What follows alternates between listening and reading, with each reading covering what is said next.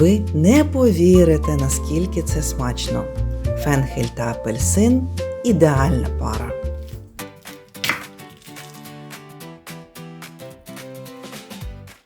Починаємо з основи нашого салату – свіжого фенхелю. Врізаємо його впевненими відчутними шматочками. Я не роблю нарізку занадто дрібною, щоб зберегти цей неймовірний хруст та насичений аромат.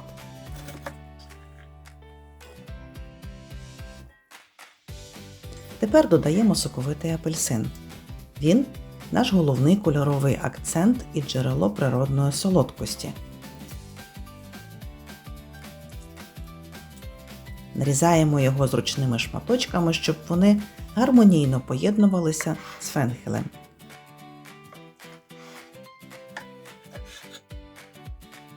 Тільки подивіться на цей контраст. Додаємо жменю свіжої руколи.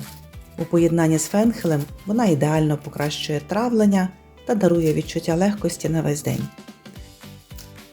Смачно, просто і неймовірно корисно. Тепер додаємо сік половини лимона. Його легка кислота ідеально збалансує солодкість апельсина. І не забуваємо про дрібку солі.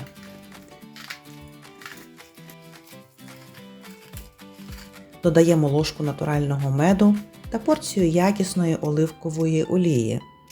Мед ідеально пом'якшить гостроту руколи, а олія об'єднає всі смаки в одну гармонійну композицію.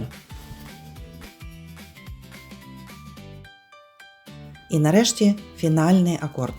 Додаємо ніжні пелюстки мигдалю для витонченої горіхової нотки.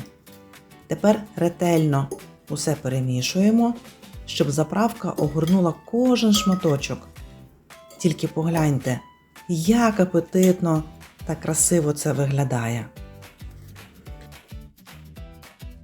Спробуйте цей салат, і ви закохаєтеся в нього з першого шматочка. Смачного!